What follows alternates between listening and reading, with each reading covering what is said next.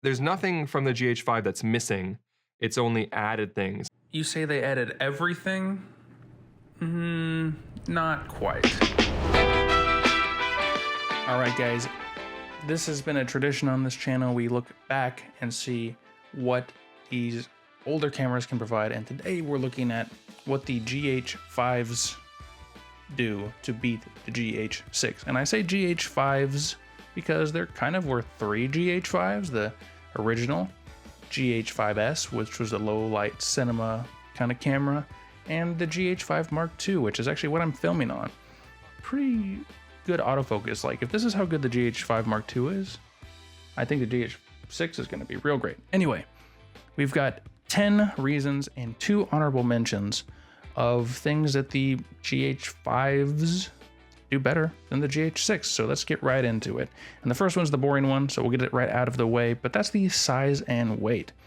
GH6 is bigger, it's chunkier, it's bulkier, and for people who think that goes against the design philosophy of Micro Four Thirds, you're not wrong. I mean, it was one of the tenets, not the main one, to be a more compact, smaller system, but it's evolved and grown since then, so I don't hold it against it. But for the people who are backpacking or hiking or traveling, the GH6 might just be a little too big and bulky, and it might just send you over the edge to wondering, is this really worth it, when something like the S5 or the GH5 would be better? So yeah, first one, size and weight. It's bigger, it's heavier, and if you don't care for that, and that's an issue for you, then GH5 Mark II might be better. Next, and this was a weird one to me. So the GH6 does have some insane burst rates, and they're probably definitely better quality because I think they're in RAW as well. But the 6K photo mode from the GH5 Mark II, etc., was really helpful. And like a few people have pointed out, yeah, you're getting basically the same frame rates and resolutions more or less, but you don't get that pre-burst. So that was really great when you're waiting for birds to fly or action sports or things like that. I mean, if they could just implement some kind of pre-burst like in the older cameras, that would be great, especially with that new processor.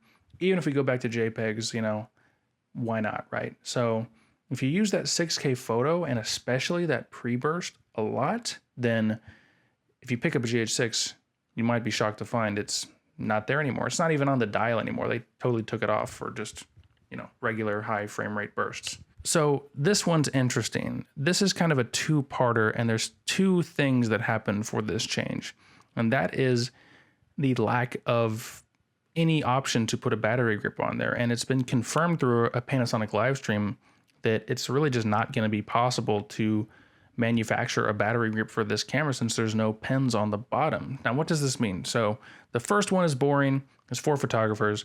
You're not going to be able to do that vertical photography experience as easily. You're going to have to kind of, I mean, some people make it work, but people who like those battery grips for the vertical photos, you're going to miss that out, and it's going to be kind of a bummer. The other one is something that I never made a video on, but with the GH5 cameras, you could essentially record indefinitely. You know, you could put 2 cards in and they would switch from A to B automatically.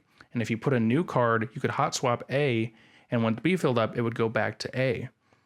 Now there's the battery option as well. Well, you could use a dummy battery, but if you didn't have wall outlet power, you know, it's not really an option. But if you had a battery grip, which again is what we're talking about, you could hot swap the battery just like the SD card. Now, you had to be a little careful. You had to pop it out just at the right, after it was totally dead. You'd have to put the new battery in decisively, but it would automatically switch from the battery grip to the internal battery and back once you replaced it, allowing you to pretty much record forever. Now, I haven't seen many tests about the GH6. I know it has power delivery, but I don't know. I feel like the battery internally still will drain slowly, especially because you can't replace that battery. I think that's what happens on the GH5 Mark II anyway, so we'll have to see. But that loss of the super infinite recording camera that the GH5 is kind of a bummer for me. And yeah, it is a bummer that you can't put a battery grip on this thing, like, ever. I don't know. And that kind of leads me into the next option too, which is battery life. From what I've seen, it can be low as 45 minutes, depending on the mode you're using. Maybe a bit over an hour, maybe up to an hour and a half. But I mean, if the GH5 was a significant downgrade when it came to battery life, the GH6 is just another step in that direction. It's got a new battery even that the S5 and the GH5 Mark II came with, but it's not enough to counteract that massive power drain from all the features in that camera. So I think that's a great trade-off, but it is something to keep in mind if you're shooting like long events and everything, especially with the fact that you're not going to have that battery grip. So these next two are sort of GH5S exclusive, but one is going to be that locked off sensor. So if you're shooting films and short films and commercials even, mounting this camera to a car or any camera with IBIS to a car is not advised because it does some weird stuff. Now, I've done it in a pinch and because I was desperate, but yeah, it's not ideal. And so I think a lot of productions, even if they do mainly shoot on the GH6, are going to have to step back to a GH5S just to get that locked off non-IBIS sensor. I mean, that's why the R5C cinema version didn't have a stabilized sensor, because car mounts really mess with that kind of system. The other thing would be the ultimate low light monster. Same with the GH5S, GH6 comparison. The GH6 is really night and day when it comes to the GH5 or the GH5 Mark II. But from everything I've seen, if you want the best possible low light performance on a Micro Four Thirds camera, that honor still goes to the GH5S. So if you're thinking about upgrading from the GH5S to the GH6, you might be just a little bit disappointed in the low light. But again, it's probably not as significant, but still, you'd think the newer camera would be noticeably better when it's either just about the same or maybe a little bit worse. Next up is a GH5 Mark II exclusive, which would be that live streaming feature. I was so sure that was going to be something they tested out in this camera and then started implementing in everything, but for whatever reason, they just didn't. There's no internal live streaming capabilities like I thought there would be from the GH5 Mark II and the GH6. So if you are really appreciating that super streamlined streaming experience, you're not going to get that in the GH6. I'm sure it's still fine and you can tether it and everything, but that seemed like a strange move to me. But again, there might just be so much going on internally with that camera that something had to go, and that live streaming stuff is admittedly pretty niche, but still interesting change from Panasonic there. Number 9, dual SD cards. Now, I'm an SD card boy, I've just got like random SD cards lying around everywhere. What I don't have randomly lying around everywhere is CF Express Type B cards. And, I know the pre-orders are coming with some, maybe, if you get them from the right place. But still, I don't know how I feel about the mixed media. I mean, I get they need it for the high bitrate ProRes stuff, but for everything else, it seems kind of like overkill to me. And the most interesting part here is that means you can't really do a backup recording at the highest bitrate modes of the ProRes and things like that. Maybe you can work in something weird with like an external SD, an internal CF Express card, but that backup recording has always been one of the biggest things and something a lot of people consider vital at this point. And so the fact that you can't really backup record your most important and highest quality footage, like you have to downgrade your footage to get backup recording, I think is going to rub a couple people the wrong way. Do I kind of wish they had maybe one CF Express and still 2 SD cards and you could switch back? I think someone pointed out to me it was like the A1 or the A7S3 that had double double CF Express and double SD cards. That would have been sick, or maybe 1 and 2 or whatever. But yeah, if you're really invested and like SD cards, I mean, you can even get Angel Birds with the double pens. I don't know. I feel like even those could do ProRes. But either way, I'm probably never going to use ProRes. And so the CF Express card is going to be wasted on me. But because that's the only option, if you want to dual record or relay record or whatever, You probably have to get at least one or two if you're going to be a GH6 owner.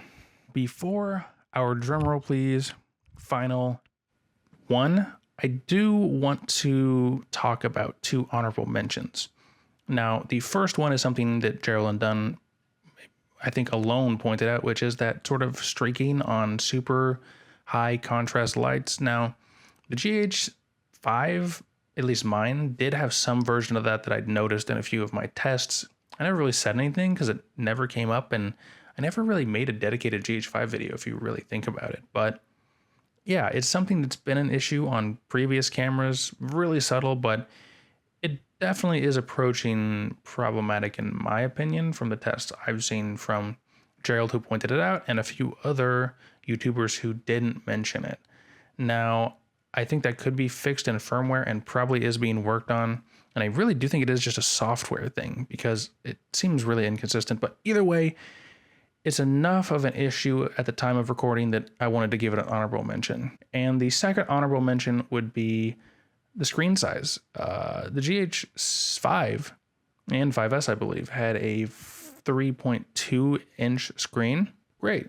And a lot of cameras are getting much better screens, much bigger screens. I mean, look at the Blackmagics. They're the worst designed cameras I've ever seen, but they have great screens and great images. But the GH5 II and now the GH6 went with a 3-inch screen, which at first seems like a downgrade. And yes, bigger is usually better, but the screen on the GH5 Mark II and the GH6 is technically better, higher resolution, and brighter than the GH5 screen, even though the GH5 is a bigger screen overall. So I'm a little torn, but I'm just torn enough to give this an honorable mention. And so anyway, on to the final point. The last thing the GH5s do better than the GH6 is just the elegance and subtlety. Now, this is kind of in the size and weight category, but that's not the only part of it. It just looks more professional, looks more serious, and it is more serious, which makes sense. But I think if you took the GH6 into public or were filming on the street with it, especially if you've got it rigged out with the external SSD you might need later or some of the bigger lenses, it's just less sleek and elegant. It's a great looking camera, don't get me wrong, but it's less subtle. It stands out. It looks super professional and industrial with that fan and the vents on the side. And I think it's just going to turn a lot more heads. And for people who don't necessarily want that, it could, I don't know, it could be seen as a negative. Again, it could be a positive too. A lot of these could be benefits and negatives, or were slight sacrifices for the price of some improvement. But still, I am going to miss, people complain all the time that the GH5 was a big, bulky, kind of noticeable camera for such a small format. And the GH6 kind of doubled down on that, for better or for worse. Mostly better, but still, number 10, elegance and subtlety. I hope nobody thinks this is me ragging on or saying the GH6 isn't good, because it is good, probably even great, especially for that price. But I think it is important to really go out of your way to look at what the potential downsides and negatives might be for this camera. I mean, it is a good value, but it is still expensive.